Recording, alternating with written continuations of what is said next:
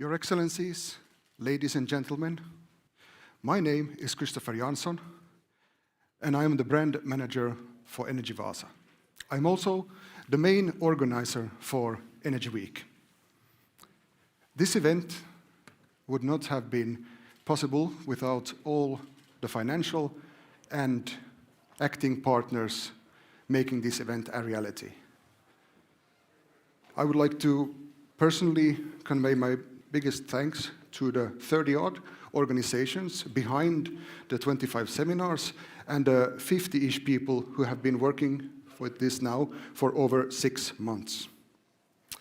This year, we have over 150 people talking during Energy Week at 25 seminars, and in total, over 31 different events on our calendar. The exhibitions today, we have wind and renewable energy. Tomorrow, we have smart energy. On Wednesday, we have, on Thursday, we have gas energy. And on Friday, we have a newcomer, energy storage. So be sure to check them out on the 3rd floor. On behalf of the whole Energy Week team, I would like to warmly welcome each and every one of you to Energy Week. Like the past events, I hope you will join the great program all the 50-ish people have been putting together for you this year. Without further ado, for the opening speech, please welcome Mr. Thomas Hauru, the Mayor of Vaasa.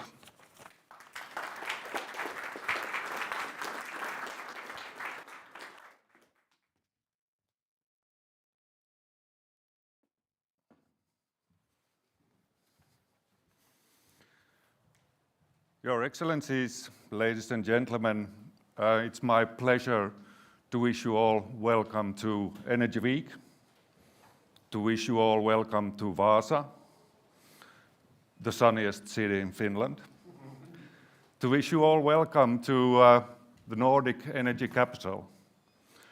We are the Nordic energy capital because we are very fortunate in having a big array of energy technology companies here. They generate over 5 billion euros in turnover every year. They export over 80% of their production. And you can find energy technology from Vaasa in every country in the world. And why is this so great? Well, you all heard about the green transition. You all heard about climate change and the fight against climate change. In Vaasa, we believe it's possible to do. And unfortunately, for unfortunate reasons, we also have another reason today why the importance of energy technology is growing in Europe. We all know that we need to be more self-sufficient on energy. We have to find energy effective solutions where we can save our consumption of energy. And all those technologies are to be found in Vaasa and developed here. And therefore, we see a very big importance in that also that we could arrange this year's Energy Week, gathering professionals from all around Europe to interact and develop new businesses, develop new technologies. Due to the pandemic, we were not able to arrange Energy Week for the past 2 years, but we are truly happy to see you all here again, and you can really feel the energy when you are here. I think I'll stop rambling here, because what I say today is not the most important thing.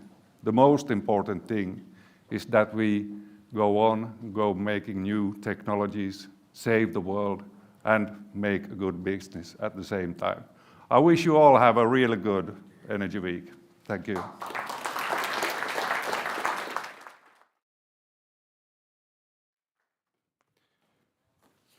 Thank you, Thomas. Next, I would like to welcome the Ambassador of Norway to Finland, Mr. Dag Stagnes. Please.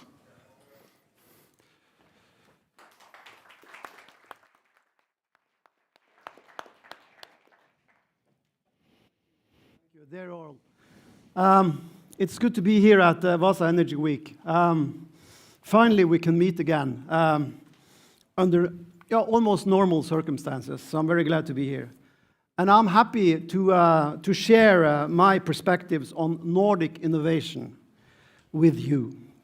You know, in these trying times, it is important to strengthen the bonds between the Nordics and the European friends. The backdrop is dark. There is war in Europe. And we cannot speak about green transition without addressing the current situation. The war in Ukraine has dramatically changed the debate about European energy security. States, companies, and innovators, as you, are now looking for different solutions than they were just a few short weeks ago.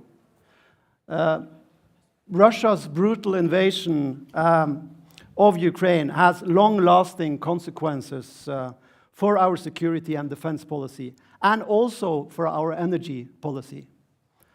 One of Europe's key energy suppliers has turned its back on reason and peace, and can no longer be a reliable partner.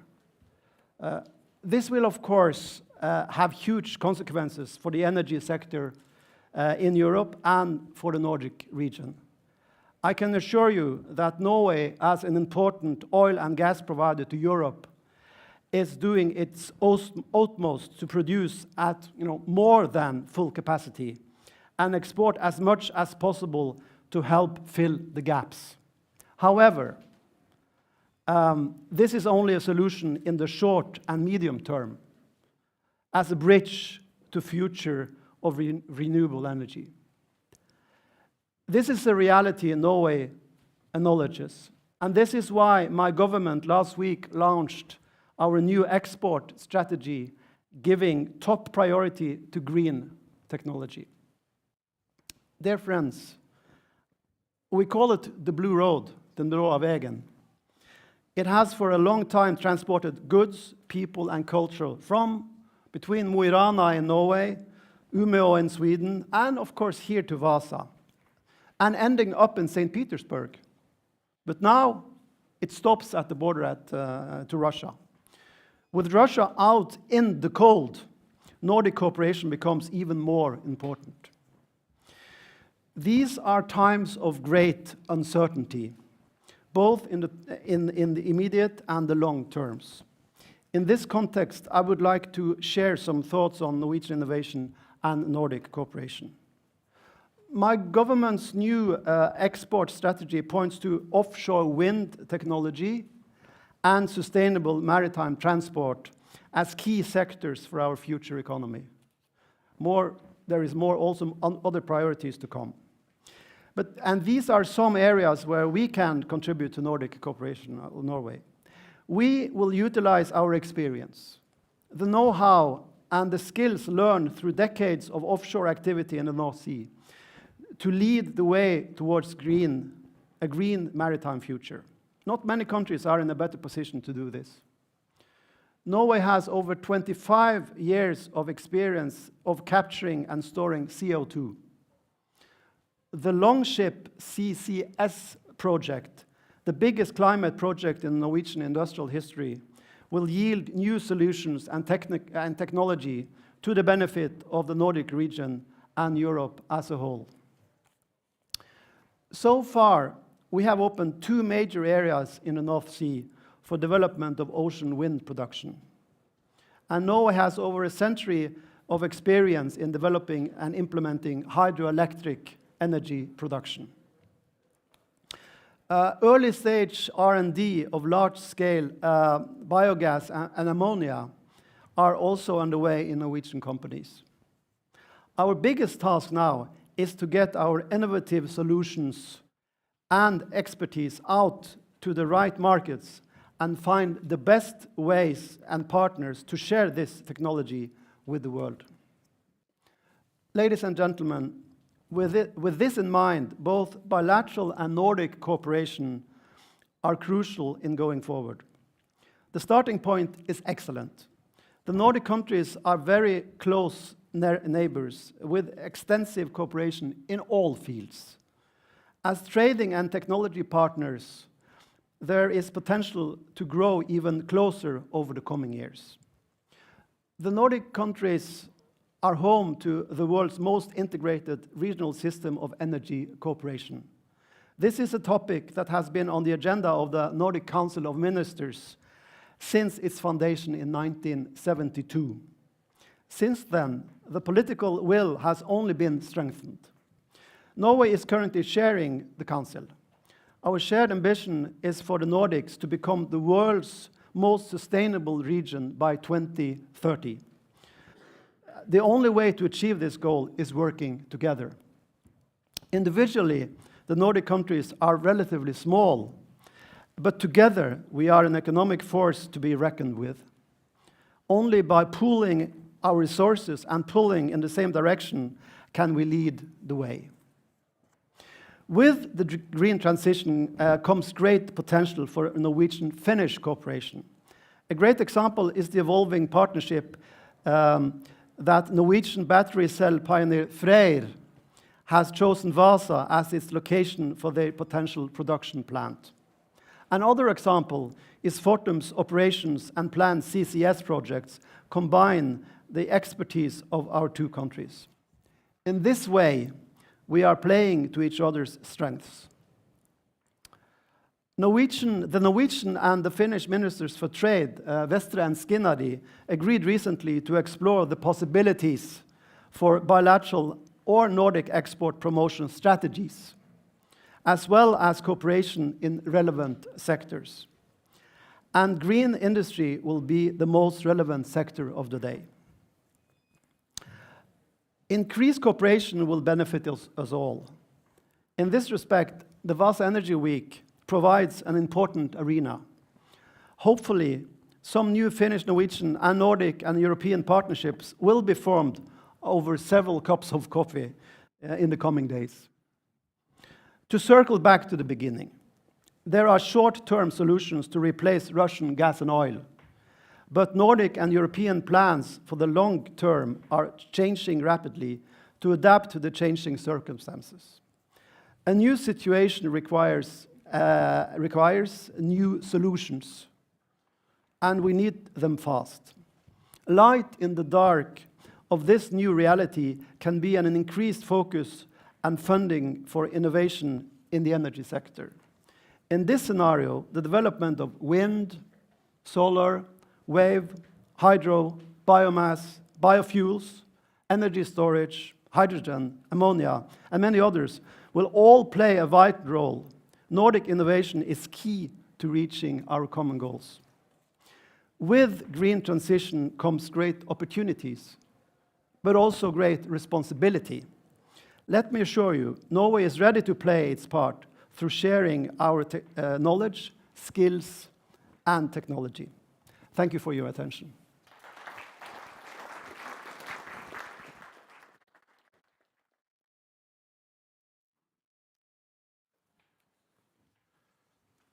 For the next speaker, please welcome Her Majesty's Ambassador to Finland, Mrs. Teresa Baber.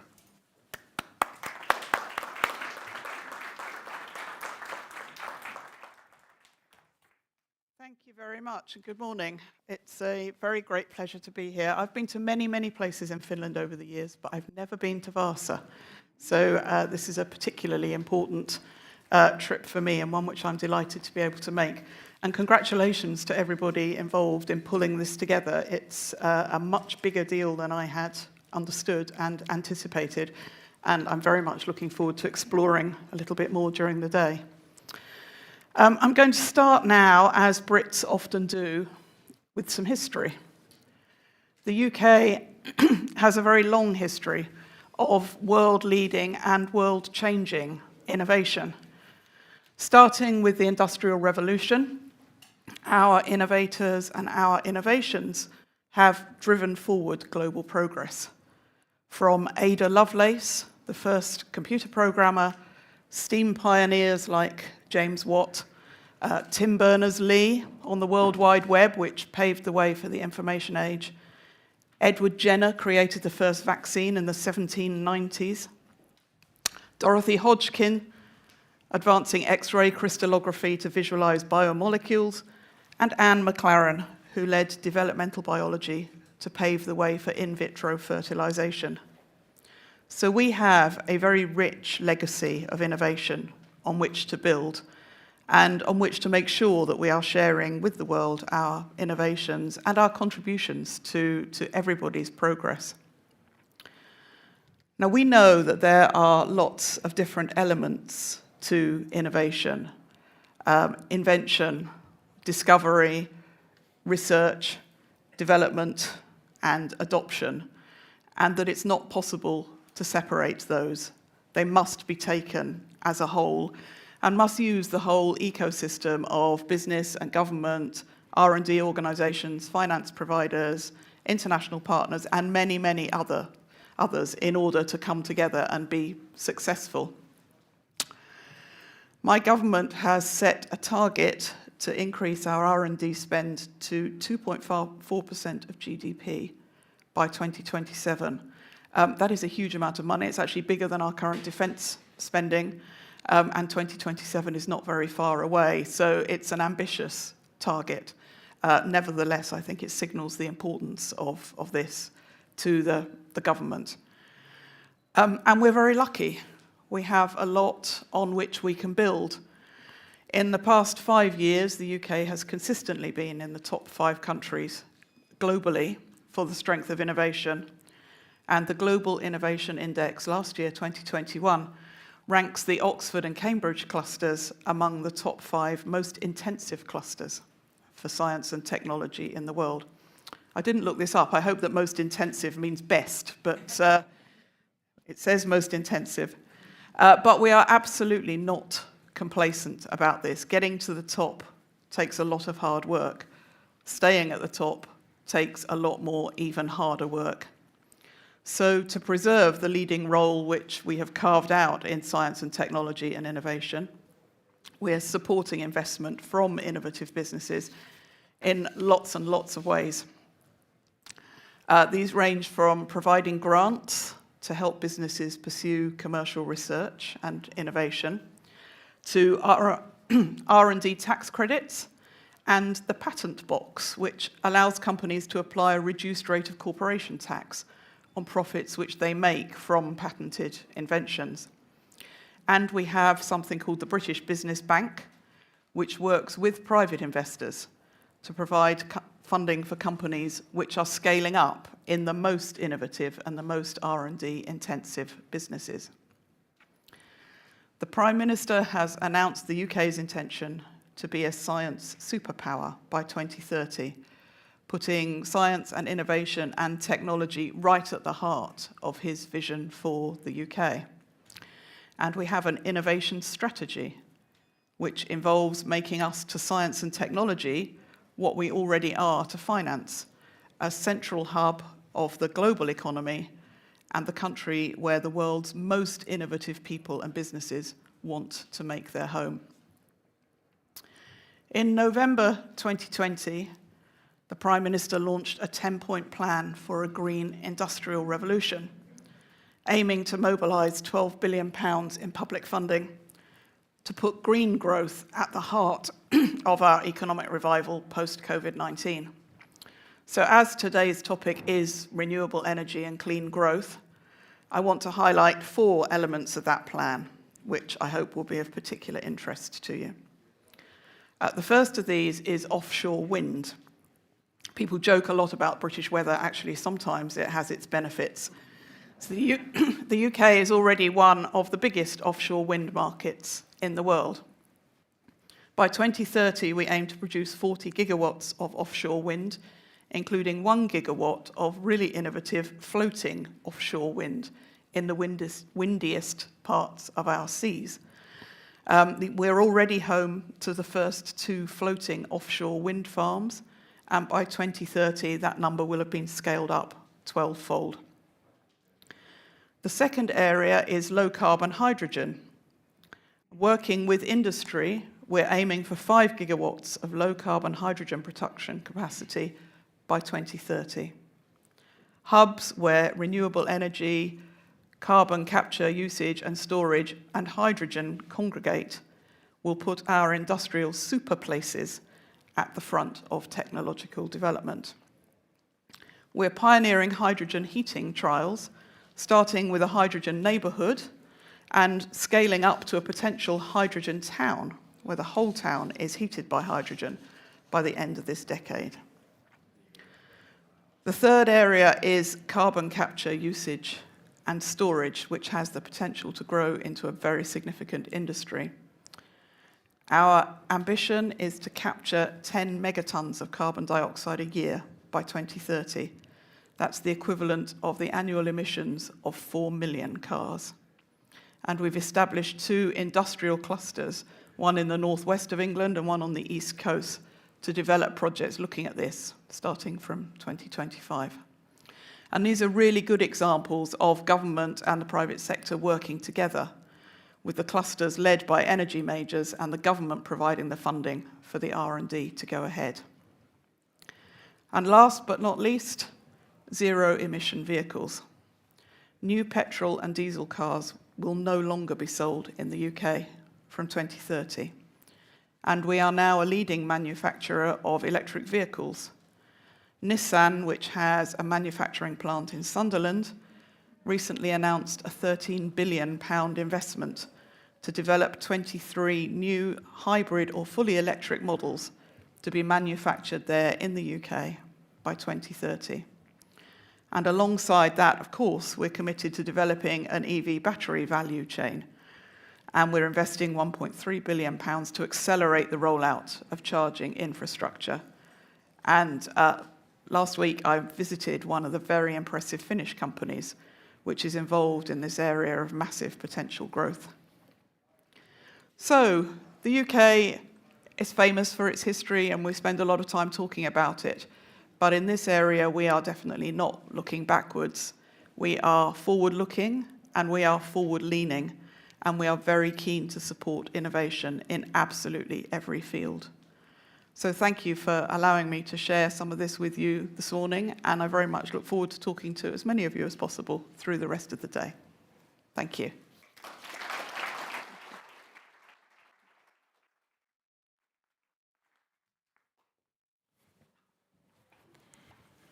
Thank you very much.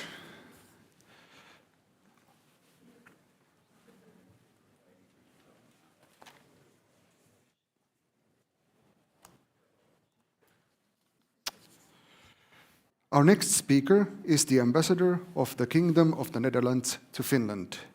Please welcome Mr. Govert Jan Bildevroe.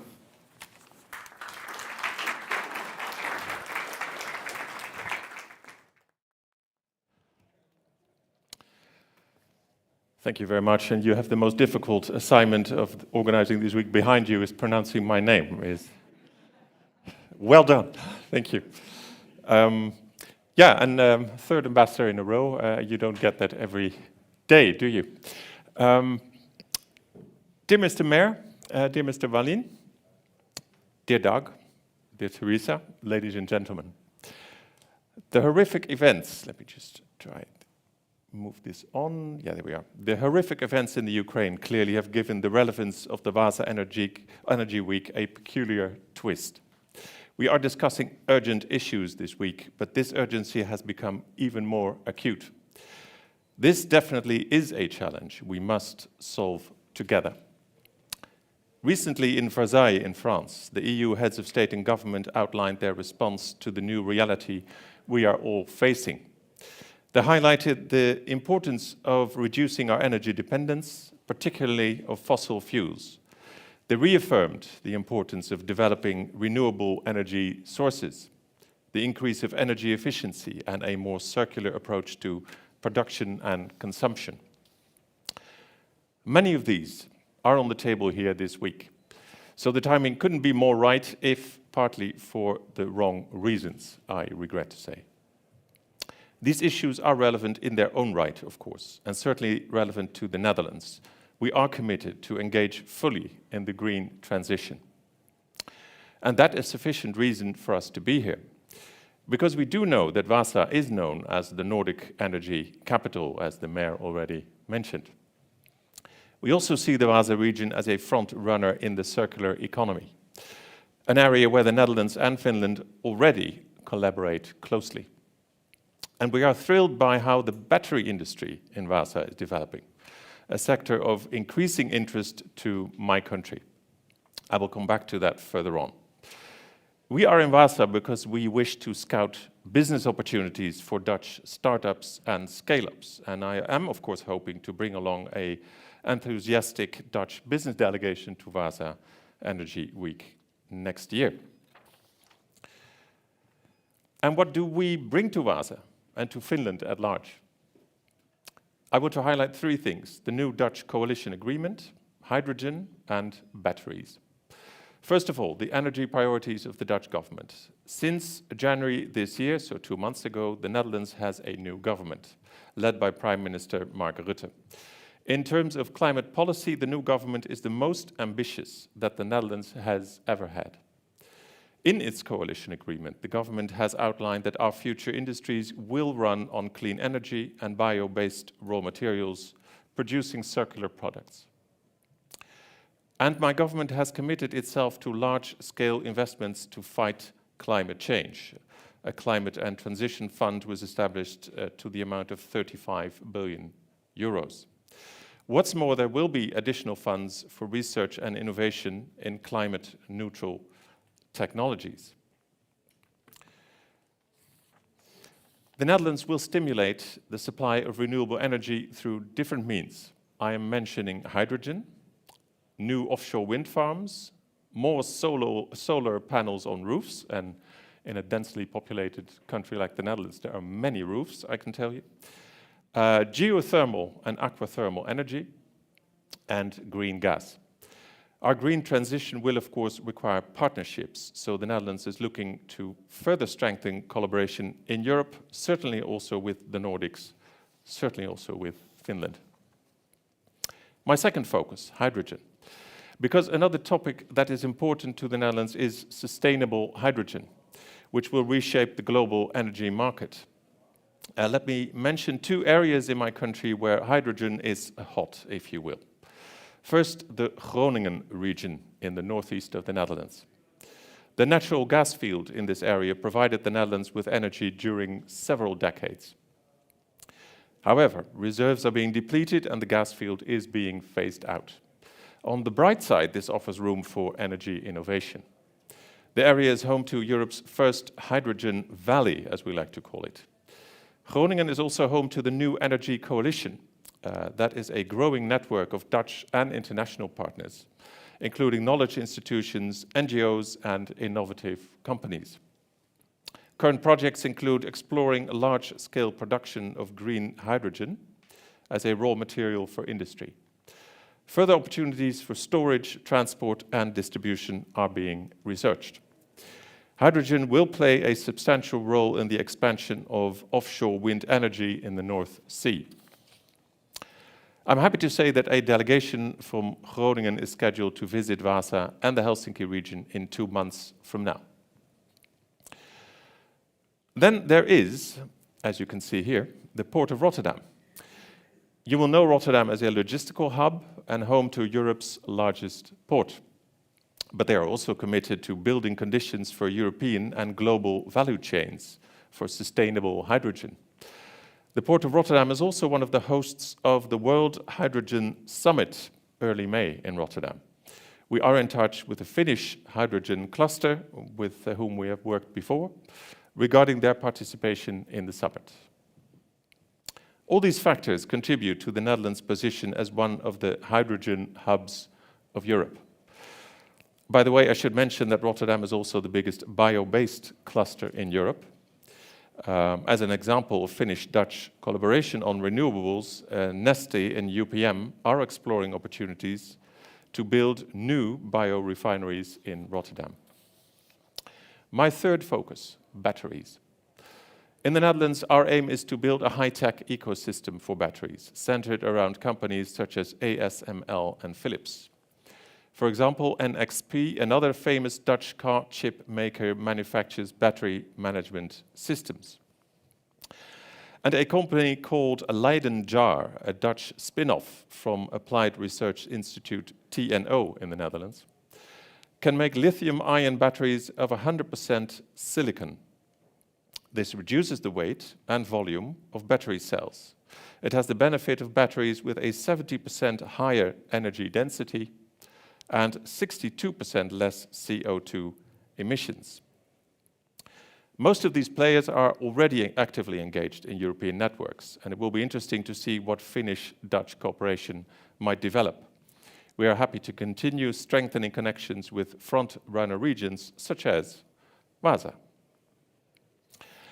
Dutch and Finnish companies already pioneer in energy innovation. For instance, Dutch company Lightyear designs electric vehicles powered by solar energy. You see a picture of a prototype here. And it will be a Finnish company, Valmet Automotive, manufacturing Lightyear's cars.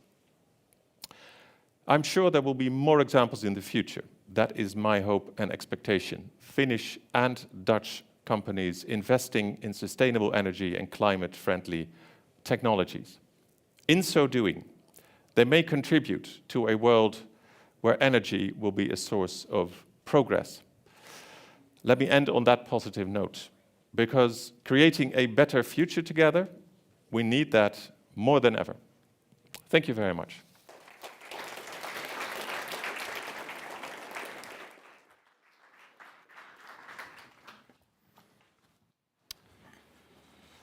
Next, I would like to welcome the founder and CEO of Gambit, Mr. Tim Wallin. Please, the stage is yours.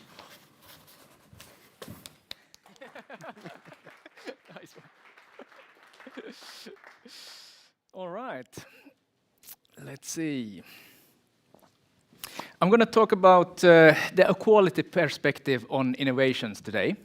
And I've been giving a few minutes more than I was expecting. So heads up, I will be taking questions if we have the time afterwards. So start thinking already. One question here that I would like us to explore today is there a link between equality and innovation? And that's something that we hopefully will find out today together. But we need to start with the basics. For me, for my co-founder, Erik Nylund, it was the first thing we agreed upon when we thought about founding a company was not the technology, not actually what we were supposed to do. It was why we would found a company. And that why was that we wanted to found a company that was a wonderful place to work. We did not, and we have not ever since had any profit goals in our company, but we have been profitable since year one. We have never had any, haven't had much of hard targets, so to speak. We have been focusing very much on the people aspect of the company. So I would like to read a section from our founding values, which is our guideline for the company, and also basically our vision for what Gambit will be next year and 5 years from now, staying true to these founding values. So in short, I will read the two first paragraphs from A Wonderful Place to Work, if I can see what there is. I'll read it from the screen, actually. It looks much better there. At Gambit, we enjoy what we do, and we trust the people around us. Equality and diversity aren't just words to us. By always showing respect for each other, and when the situation demands it, we help each other out. We know that happy people perform well, and that you should feel that your colleagues always have your back. Everyone is empowered to make everyday decisions and also contribute to the bigger picture. In fact, it's an obligation to speak your mind. The hierarchy is low and the decision-making is quick. We strive to have such an open and transparent organization as possible so that everyone stays informed and involved.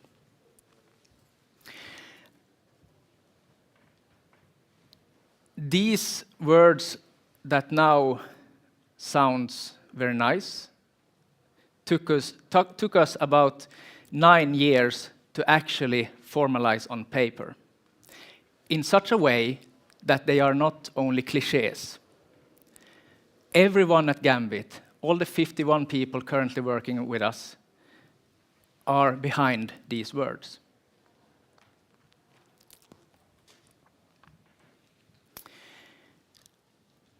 Equality and diversity. I will be focusing on equality, but I actually think that they are connected. And these two words are a big part of getting the basics right in any group of people, either in an organization or a company or even a family. And for those of you who are more focused on hard values like profit and stuff like that, this is a win-win situation also for focusing on those aspects. Getting these two right will see increases in efficiency and profit and that kind of things as well. It's not just about the moral aspects and stuff like that.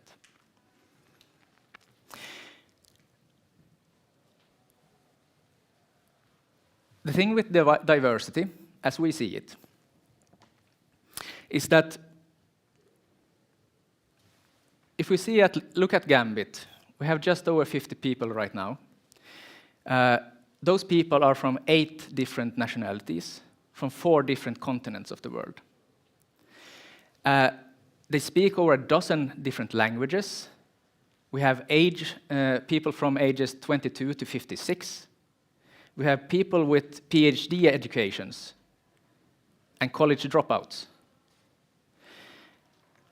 We have people with previous work experience, long time, and we have given chances to people who are unemployed and students. And from our point of view, this hodgepodge of diversity is a source of new ideas. They bring new perspectives based on their different backgrounds. And this leads to increased creativity in our group. In my and our opinion, if you want to be competitive in the future, you need to be innovative, you need to be creative, and therefore the source of that starts at accepting diversity and seeing that as a gold mine, basically, of ideas. However, diversity without equality leads to nothing. If you don't treat people as equals, with respect and willingness to trust them, you can't expect to benefit from the collective ideas that the group can bring. Why? Simply because they will not share them. They will not feel safe enough to share them. And this is the key that equality brings to the table. No matter how many ideas you're thinking about right now, if you won't share them with anyone, they will not come to fruition. Equality, having an equal mindset, treating people with respect, dignity, decency, naturally helps create a feeling of psychological safety in a group. This in turn support people to dare to take action. They dare to speak their minds, share their ideas, and also highlight things that doesn't work.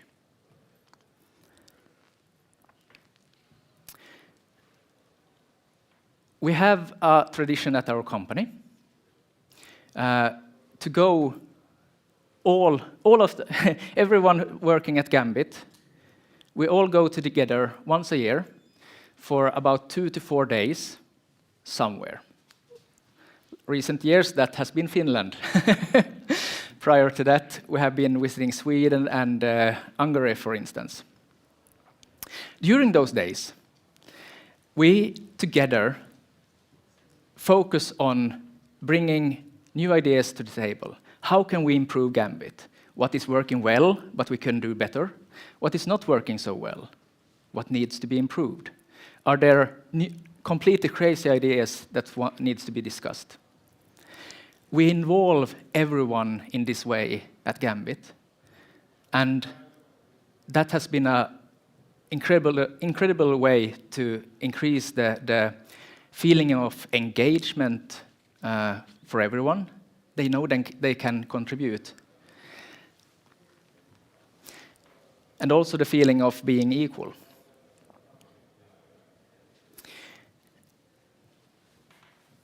And we shouldn't regard taking action as something bad in the sense. Quite the opposite, on their own way. When we have this kind of culture in our company, where we actually encourage people to speak their mind, take action, and so on, things also are fixed. The small ones and the big ones.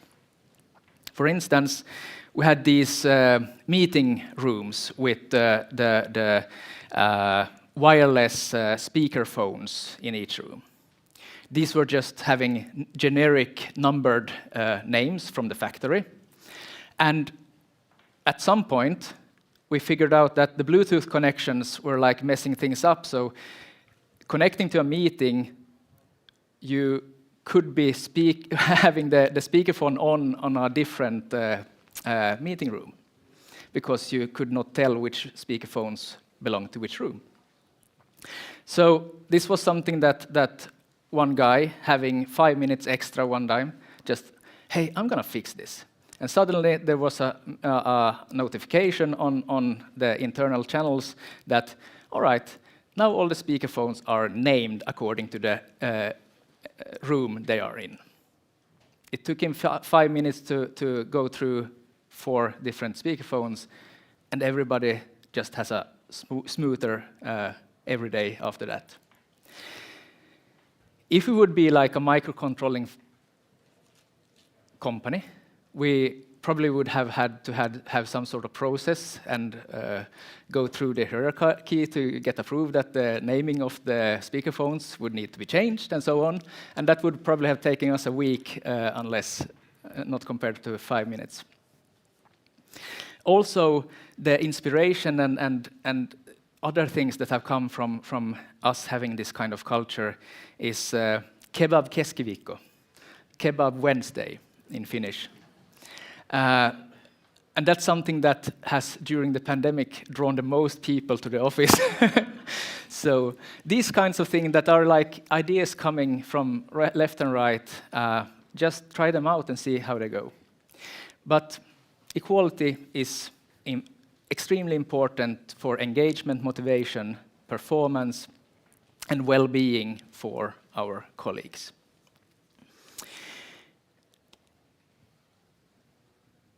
What have Gambit done to promote equality then, outside of not only in our business, but also outside?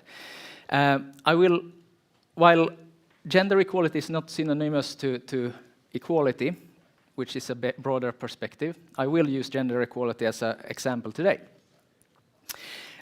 Traditionally in our industry, which is IT, programming, we have had more men than women.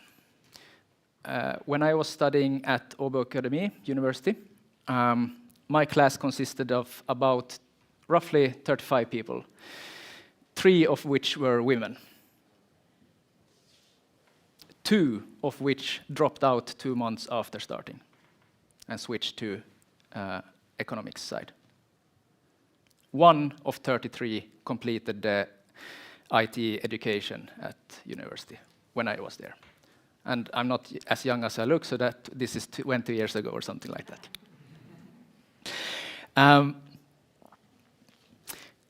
So we have been trying to change this for the future.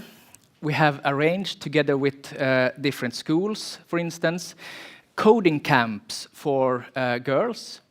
One was targeted at primary school, ages about 10 to 12, and one recently was targeted at secondary school for about 15-year-olds.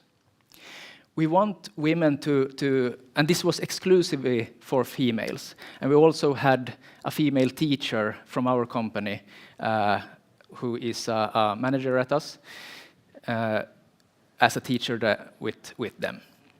We wanted to be able to give the girls a chance to, without boys, trying on programming. Many of especially the small ones, said that they would not have joined the camp if it would have been both genders allowed. They would not have had the courage to do that. We have also tried to have visible female role models for the girls, but also in media. It's not always me on stage. I try to encourage my female colleagues as well for radio interviews and such. We want them to be seen so that the women growing up now and choosing what they will do in the future have role models. Our salary in our company is set with a salary committee where all kinds of people are represented from the company, also women. This is to ensure that we have sections that we can always have a clear argument why a certain person has a certain salary. And it's measured and equal to similar people. We also have most of our leading positions are held actually by women in our company, and non-technical women to speak. And so on. Yeah, fun fact, the IKEA furniture in our company is also put together by women. But in general, when it comes to gender equality and equality, we simply feel that it's not hard at all to actually treat people with decency and respect.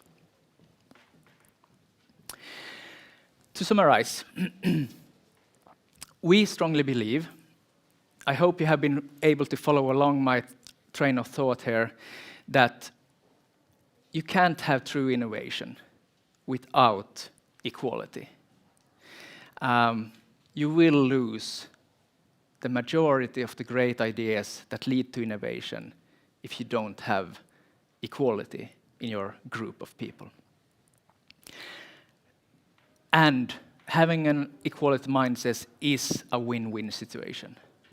People at Gambit are happy to be at Gambit. They know they are valued, they know they are respected, and that also makes them even more engaged in doing their best for the company and our customers. We have had this as a part of our company culture from the get-go, and for us, it has been one of the key reasons to staying innovative through the 11 years that we have now been functioning. So, yes, thank you for listening.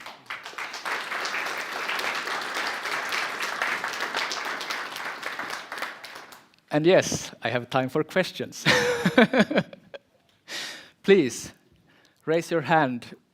Let's try to feel psychologically safe here, even though it's streamed and everything. I will try to answer any question you have.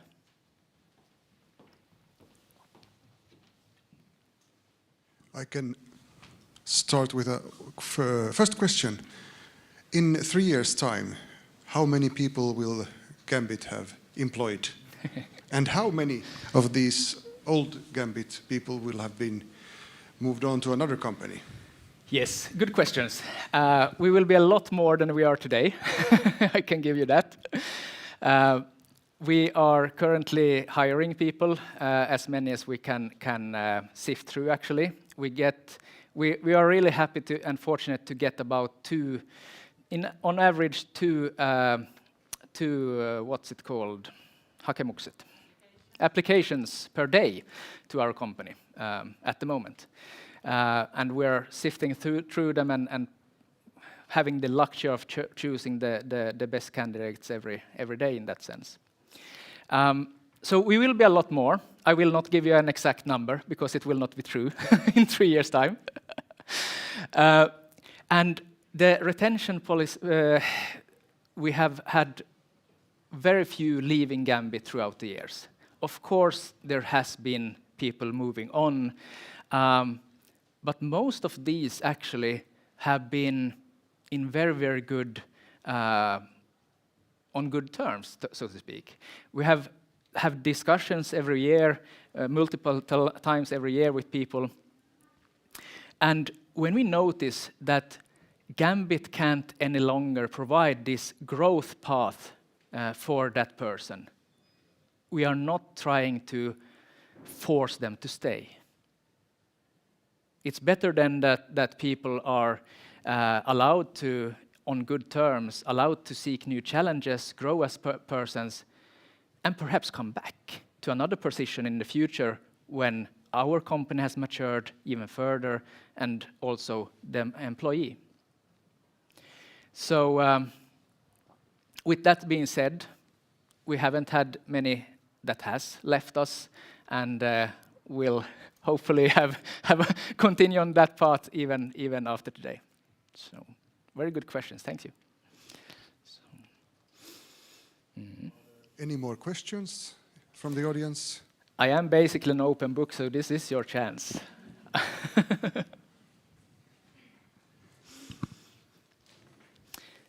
Yes, there we have one.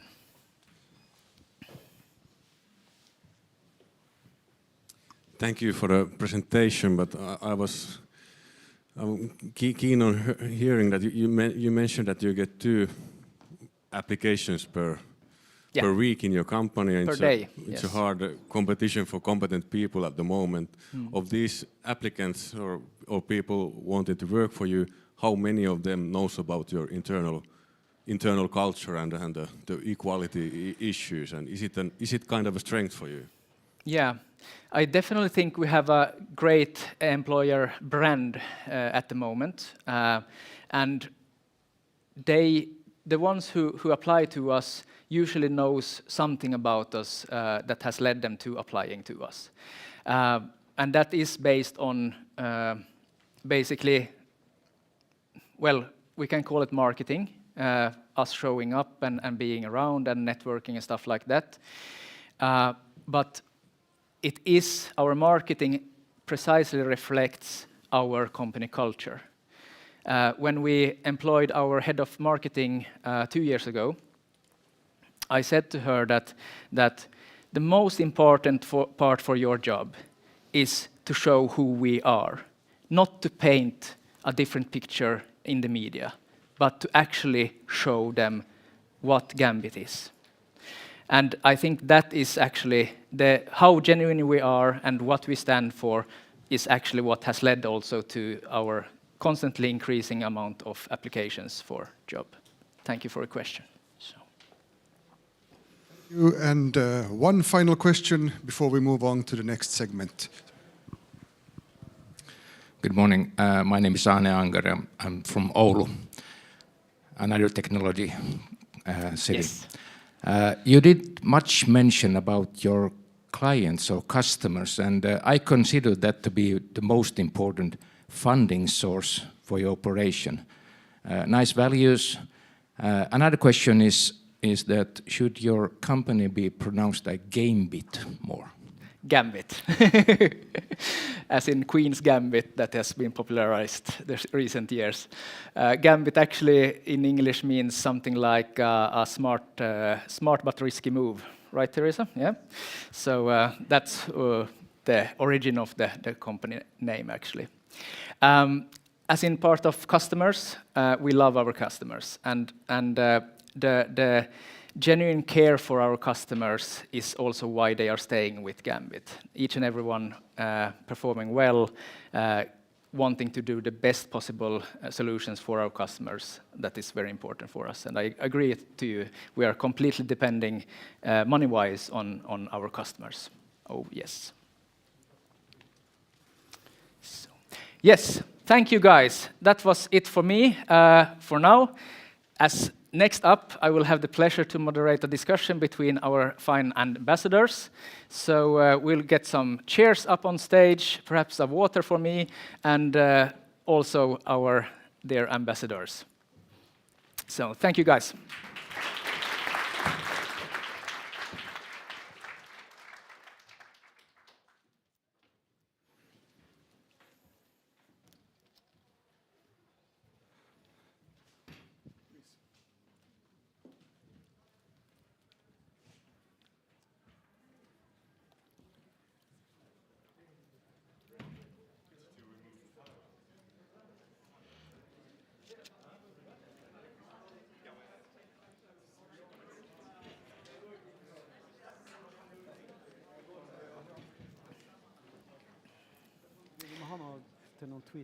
Med två.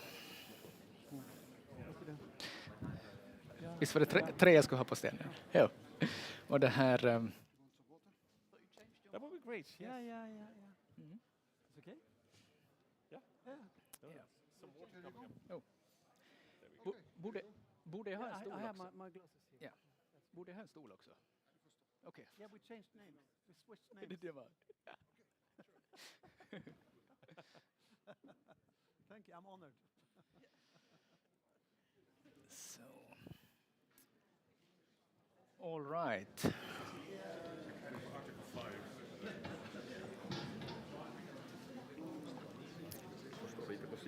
Yes, tackar.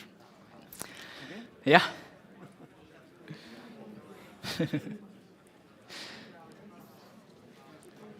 All right. I'll bring your attention to the stage again. Thank you, please. All right, we have the ambassadors back on stage. Just a quick formality question. Is it okay that I call you by your given names? Of course. Perfect. All right. The dear ambassadors, I will not mention names, but they were very worried that I would go off script for this. And I did not give any promises, and I have been given leeway to go off script. So, power. Anyway, we'll start off slowly at least. So we would go for Teresa first. What interesting project within energy storage are currently going on in your country? Sorry.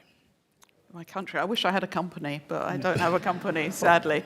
I do participate in startups, so we can talk later. We can talk about that. I could also go off script. I've been much better on diversity and equality than I am on carbon storage. Can we switch? Yeah, but however. Since that's what I'm here for, I talked about carbon capture and usage and storage a bit earlier on, and also talked a little bit about, I think, the weather and the geography of the UK. And actually, our geography, the fact that we're an island, has given us one of the largest CO2 storage potentials anywhere in the world. Mm-hmm. And there is an estimate, I have to check this, that the UK continental shelf could safely store 78 billion tonnes of CO2.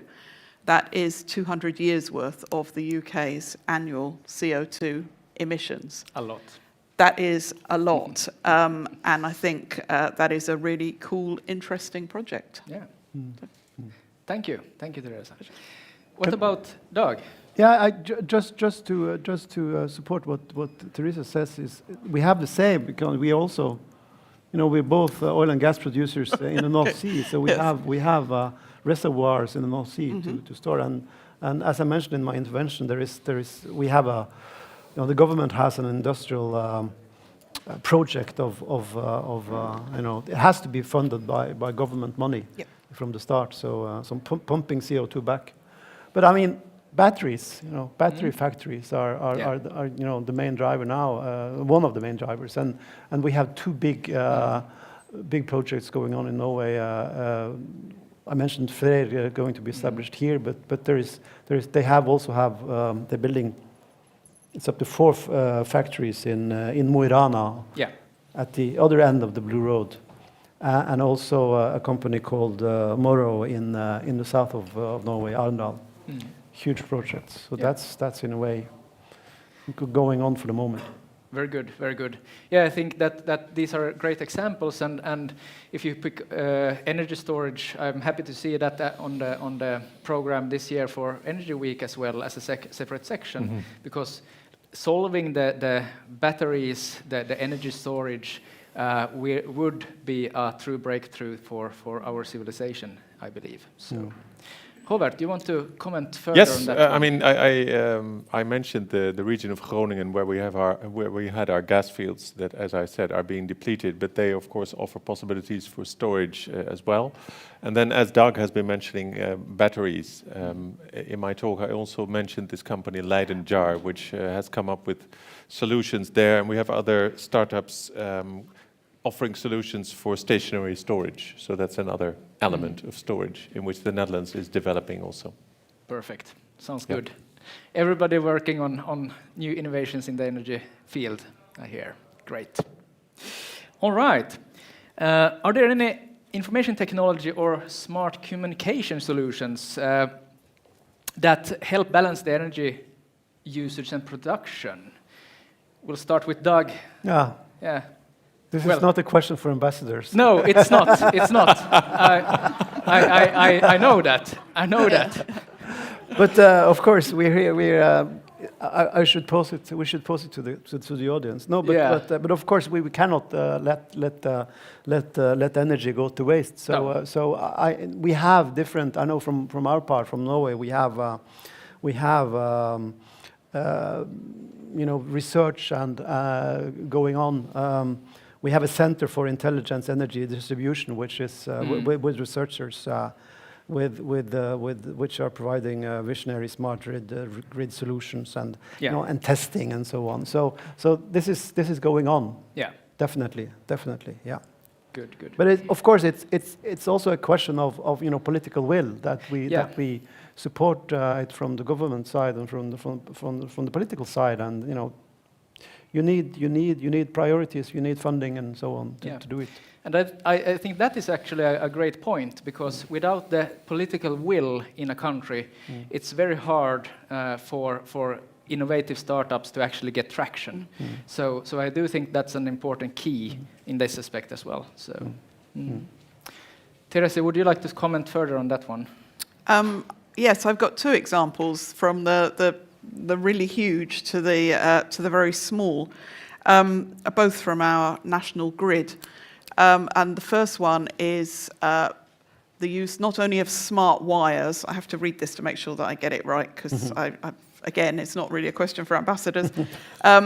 So smart wires route power intelligently to circuits which have capacity, but we've also been using smart valves, which were developed for the water industry, and starting to install those in some substations in the UK. And they are even smarter because they're actively balancing flows. Yep. So they can pull and push power to where it's needed. And the use of smart valves has the capacity to unlock a huge amount of electric capacity, enough at the moment to power 1 million homes in the UK. So that's the sort of the macro end. At the micro end, the National Grid also has an app which anybody can download called When to Plug In, and that shows you the energy mix in your region over the coming 48 hours. This may be ancient history in Finland, but it's really new for the UK. So you can look and choose when to run your appliances at the time when the greenest energy, the cleanest energy is being used in your area. So that's the sort of micro level, and something that all of us can do. And I saw that if 1 million Brits used it, and used their washing machines when at times when cleaner energy was being used, we could save more than 76,000 tons of CO2 a year. So it's not just a gimmick, actually. No. It really make a difference. Great to hear that. Hopefully we get those million Brits starting to use it. Well, there's 60+ million of us, so a million shouldn't be too difficult. No, I agree. So, and I do also think that you're basically touching on balancing the energy need with production also in the countries, and that is also something that we need solutions for more and more in the future, in combination with increased solar and wind storage and stuff like that. There is some things to figure out still, so that's great. Yeah. Robert, Yes, well, I just would like to mention the fact that the Netherlands is a pioneer when it comes to smart charging infrastructure. And that we need that too, because as you know, the Netherlands is extremely densely populated, certainly compared to Finland. We are 17 million people on about 1/8 of the territory of Finland, so just imagine. It also means that we have a very dense network of charging stations. And the smarter, the better. So we try to be on cutting edge there. Absolutely. Sounds good. Does the audience have anything they are thinking about? This is your chance to ask ambassadors anything. They're already warmed up now. So. I'm not good at films or football, but I'll do anything else. We'll do our best. I will try to filter here as well. Okay. I have a question on green transition. As we are speaking about power generation and energy this week, we much talk about new technology for doing the green transition. But what is happening out there in the south on the map, as we can see, but it's not located yet. The Russians' actions in Ukraine, what do you think? How do they affect on this green transition? Is it accelerating the technology taken in use, or is it actually retarding, or should we go back, step back? As for Finland, step back to peat use of peat and also nuclear power. Because Germany must be in a really bad situation now. Thank you. Would anyone like to answer that? No? Should I? This is a question for ambassadors. So I think we can all. Well, I think that the answer will have to be speeding up rather than slowing down. And also, I think there's no going back to, let's say, older energy sources will in the longer term not be the solution. So I'm hopeful that it will in fact speed up. Certainly those have been the comments from Dutch politicians speaking about the coalition agreement that I mentioned, because of course then when shocks like this occur, then there are always some who say, well, then we have to put everything on hold. But I think by and large the consensus is that we have to move forward now, and that this is an extra reason to do so. As I say, the issues that have been on the table here this week and will be on the table are urgent by themselves, but they are even more urgent now. Yeah, I would. I think in the short term, you see there is a crisis. There's energy. You see the energy prices are rising extremely on oil and gas and electricity. You see what's happening. You mentioned Germany. You see, German government going to Qatar to buy LNG gas and so on. Norway is producing over full capacity to gas, and I think you will see an increase. You might see coal, more uses of coal, especially in Germany, maybe other places too, on the short term. But there has to be both a political and a technological push for renewables. So you see what the EU institutions are doing, the Commission and so on. Very important. But in the short term, we need to rely on fossil fuel still. And politically, of course, you see that Russia is isolated politically, economically, with the sanctions and so on, and you also see that they will be, in a way, taken out of the equation when it comes to energy supply. Teresa? Can I answer just very quickly? You mentioned the why at the start of your presentation just now, and I think we need to remind ourselves, why are we doing this? We're not doing this because it's kind of trendy and cool. We're doing it because actually we're running out of fuels in some areas and we're killing the planet in other areas.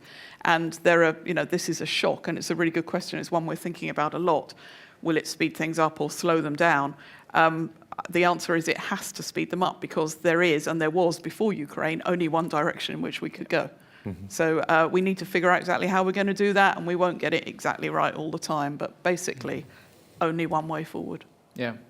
And for my part, I will also see that the positive effects of this horrible situation is also that Europe is banding together again. And I would say that also will lead to increased cooperation. And if we talk to each other, then we can also help each other figure out the problems together faster. So I think we have a way forward. Yes. We need to have a way forward. Yes. Great question. Anyone else?